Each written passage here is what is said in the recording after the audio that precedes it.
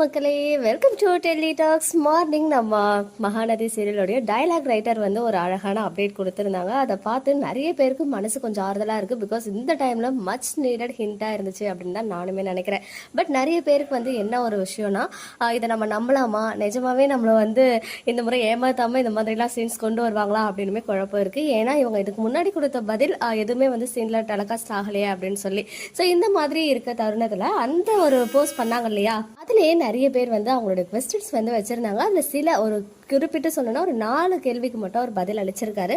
அதுவுமே வந்து நமக்கு ரொம்பவே தேவைப்படுற கொஸ்டின் என்ன அப்படின்னு பார்த்தீங்கன்னா, நான் அப்படியே கொஸ்டின் அந்த கேட்டாங்க இல்லையா கமெண்ட்டு, அதையும் அவர் கொடுத்த பதிலையும் நான் படிக்கிறேன். ஸோ ஈஸியாக புரிகிற மாதிரி தான் இருக்குது.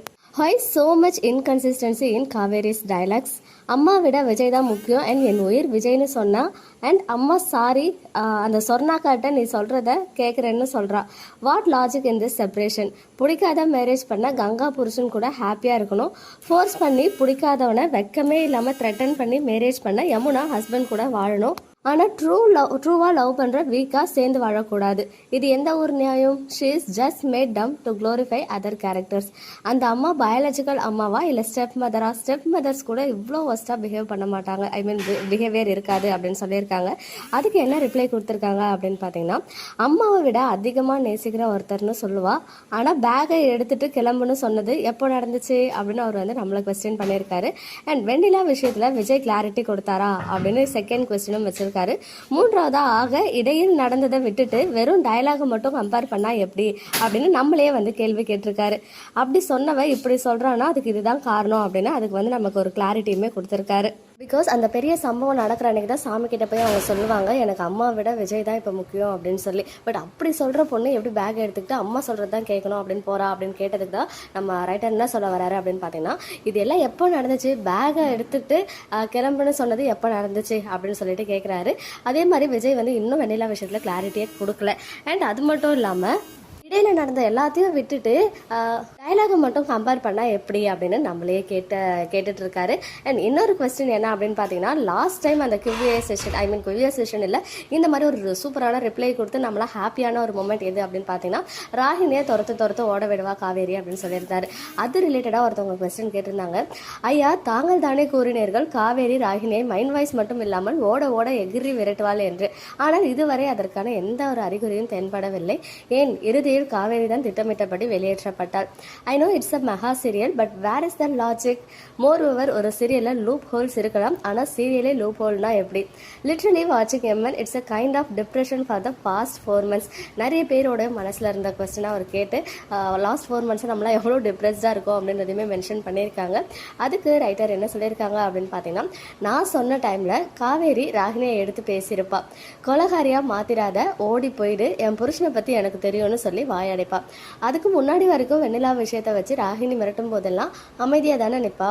நீங்கள் ராகினியை காவேரி அடித்து வீட்டை விட்டே விரட்டுவான்ற ரேஞ்சுக்கு எக்ஸ்பெக்டேஷன் செட் பண்ணுவீங்கன்னு நான் எதிர்பார்க்கல.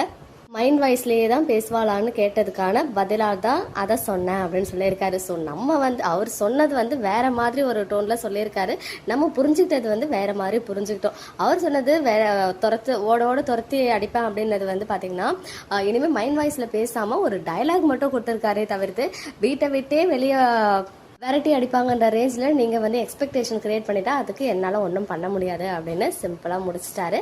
அண்ட் இன்னொரு ஃபைனல் கொஸ்டின், திகட்ட காதல் இப்போ வருமோ, எப்போ வருமோ, இறுதி எபிசோட் அப்போ வருமோ அப்படின்னு வந்து கேட்டிருக்காரு, புலம்பிருக்காங்க ஒரு ஃபேன். அதுக்கு வந்து பாரி சார் இந்த மாதிரி சொன்னால் வேற நாளையிலிருந்தே எங்கே திகட்ட காதல் என்று கேட்டை ஆட்டுவார்கள், இதுக்கு தான் பேசாமல் போயிடுறது, நமக்கே கிடைக்கிற கேப்பில் எடிட் பார்க்குறோம், இதில் எல்லாரும் பதிலை எதிர்பார்த்தா நான் டயலாக் எழுதவே முடியாது அப்படின்னு சொல்லியிருக்காரு. ஸோ கிடைக்கிற கேப்பில் நானே கொஞ்சம் இங்கே வந்து எட்டி பார்க்குறேன், இதுலேயும் வந்து எல்லாத்துக்கும் பதில் அளிக்கணும்னு எதிர்பார்த்தா நான் என்ன செய்ய முடியும் அப்படின்னு சொல்லி அவர் வந்து கொஸ்டின் கேட்டிருக்காரு. ஃபைனல் கொஸ்டின் என்ன அப்படின்னு பார்த்தீங்கன்னா, பேகை எடுத்துட்டு கிளம்பு என்று சொன்னவன் இப்படி வீட்டு முன்னாடி வந்து நின்று மன்னிப்பு கேட்கும்போது யாரும் புரிந்து கொள்ளவில்லை என்றாலும் காவேரி புரிந்து கொள்ள வேண்டாமா? வெண்ணிலா வேணும் என்று நினைப்பவன் காவேரி வீட்டு வாசலில் வந்து ஏன் கெஞ்சுகிறார்? இதை கூட புரிந்து கொள்ள தெரியாத மாதிரி காவேரியை காட்டுகிறார்களே ஏன்? இன்று குமரன் பேசியது போலீஸ் கம்ப்ளைண்ட் கொடுத்து விடுவார்கள் என்று விஜய் பயப்படுகிறான் என்பது. இதில் என்ன லாஜிக் உள்ளது? ஒரு பெண் முழு மனதுடன் ஒப்பந்தத்தில் கையெழுத்து போட்டு பணம் வாங்கிய பிறகு அந்த ஆணின் மேல் எப்படி புகார் அளிக்க முடியும்? ஏற்கனவே கதையில் லாஜிக் இல்லை. இதில் விஜயின் மீது போலீஸ் புகார் கொடுப்பது போல் வந்தால் அது பெரிய லாஜிக் கோட்டை அப்படின்னு கேட்டிருக்காங்க. அதுக்கு என்ன ரிப்ளை கொடுத்திருக்காங்க அப்படின்னு பாத்தீங்கன்னா, காவேரி புரிந்து கொள்ளவில்லைன்னு நீங்களா ஏன் நினைச்சுக்கிறீங்க? அவளுக்கான குழப்பம் என்னன்னு போக போக தெரியும். அதெல்லாம் டீல் செய்யப்பட்டிருக்கிறது. போலீஸ்க்கு பயப்படுவது என்ன லாஜிக் என்றால் எல்லாரும் ஒரே மாதிரி யோசிக்க மாட்டாங்க. குமரனுக்கு அப்படி தோணுது. அந்த சூழ்நிலையில் குமரன், கங்கா, யமுனா, பாட்டி, சாரதா என எல்லாருமே அவரவர் அனுமானத்தின் அடிப்படையில் பேசிக்கொண்டிருக்கிறார்கள். ஆடியன்ஸாவே கேரக்டர்கள் இயங்க முடியாது. நாம யதார்த்தத்தில் ஒல்வதில்லை. என்னடா லூஸ் மாதிரி பேசுறான்னு அவனுக்கு இருக்க புரிதலை கொண்டு அவன் ஒன்றை சொல்கிறான். அதில் என்ன லாஜிக் பிழை இருக்கு அப்படின்னு கேட்டிருக்காரு. ஸோ நம்ம எக்ஸ்பெக்ட் பண்ற மாதிரி, அதாவது ஆடியன்ஸ் எக்ஸ்பெக்ட் பண்ற மாதிரி ஒவ்வொரு கேரக்டரும் இயங்கவே முடியாது. அதில் யதார்த்தத்தை நம்ம புரிஞ்சுக்கிறது இல்லை.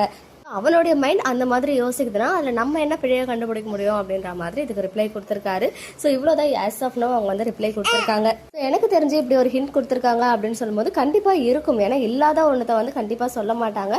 இனிமேல் திகட்ட லவ் பண்ண போகிறாங்கன்னு சொல்லியிருக்காரு இல்லையா? உண்மையாக அதுவும் இப்போ வீக்காக ஃபேன்ஸ் இருக்க நிலைமையில அவர் சொல்லியிருக்காருன்னா நம்ம ஆறுதல் படுத்துறதுக்காக மட்டும் இல்லை, உண்மையாகவே அந்த மாதிரி சீன்ஸ் கொண்டு வர போகிறாங்க. அதுதான் அவர் சொல்லியிருக்காருன்னு சொல்லிட்டு நம்மளுமே மனசை தேத்திப்போம். பட் கன்ஃபார்மாக லவ் சீன்ஸ் அப்கமிங்கில் இருக்க போகுது. ஸோ இந்த ஒரு சேட் எமோஷனல் சீன் காப்பனும் கண்டிப்பாக நம்ம செரிஷ் பண்ணுற மாதிரி சில சீக்வன்சஸ் நம்ம வச்சிருப்பாங்க.